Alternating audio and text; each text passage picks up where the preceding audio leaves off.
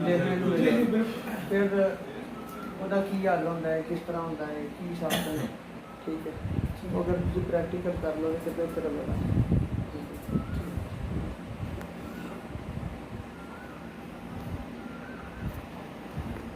Doctor Farhan ਸਾਹਿਬ ਜਾਣਦੇ ਹੋਗੇ? जी जी बिल्कुल। ਇਹ ਉਹਨਾਂ ਦੀ ਸਰਕਾਰ ਦੀ ਗ੍ਰੇਡ।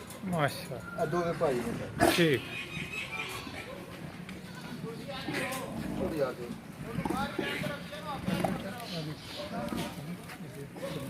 ਇਹ ਦੋਵੇਂ ਸਰ ਭਾਈ ਨੇ, ਮਾਰਦੇ ਨਹੀਂ ਹੈ ਬਿਲਕੁਲ, ਮਾਰਨਗੇ ਨਹੀਂ ਜਾਣੇ। वो शक्ल वेख ਵੈਸੇ ਉਨਸ ਕਰਦੇ ਨੇ ਬੰਦੇ ਦੇ ਨਾਲ, ਕਿਉਂਕਿ ਅਸੀਂ ਇਹਨਾਂ ਨੇ ਸ਼ੁਰੂ ਤੋਂ ਇਸ ਤਰ੍ਹਾਂ ਦਾ आदि किते ਪਿਆਰ है। ਮੁਹੱਬਤ ਰੱਖਿਆ। ਜਿਉਂ ਹੀ ਅਸੀਂ ਆਵਾਂਗੇ ਨਾ, ਸਾਡੇ ਕੋਲ ਉੱਠ ਕੇ ਇਸ ਤਰ੍ਹਾਂ ਹੀ ਖੜੇ ਹੋ ਜਾਣਗੇ ਕਿ ਅਸੀਂ ਬਸ ਨਹੀਂ ਕਰ।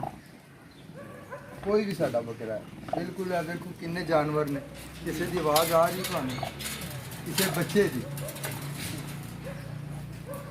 और ये सेहतमंद होने की एक निशानी है कि बिल्कुल चुप ची, कोई आवाज़ मतलब नहीं। अपनी मर्जी ने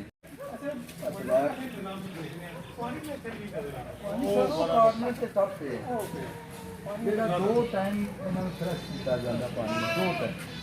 ਸੁਬਾਹ ਆਉਂਦਿਆਂ ਜਿਹੜਾ ਉਹਨੂੰ ਗਾਇਆ ਕਰ ਦਿੱਤਾ ਜਾਂਦਾ, ਠੀਕ ਹੈ, ਫਰਾਈ ਦੀ ਸੂਰਜ ਦੀ ਬਾਰੀ। ਤੇ ਦੂਸਰਾ ਉਹਨਾਂ ਨੂੰ ਪੱਕਾ ਬੰਦਾ ਸਾਡਾ, ਉਹਦਾ ਸਿਰਫ ਸਾਹਮਣੇ ਪਾਣੀ ਦੇ। ਅਸੀਂ ਕੋਈ ਤਜਰਬਾ ਨਹੀਂ, ਅਸੀਂ ਬਸ ਸ਼ੌਕ ਨਾਲ ਦੇਖਿਆ। ਜੋ ਸਾਡਾ ਸ਼ੌਕ ਹੈ ਕਿ ਅਸੀਂ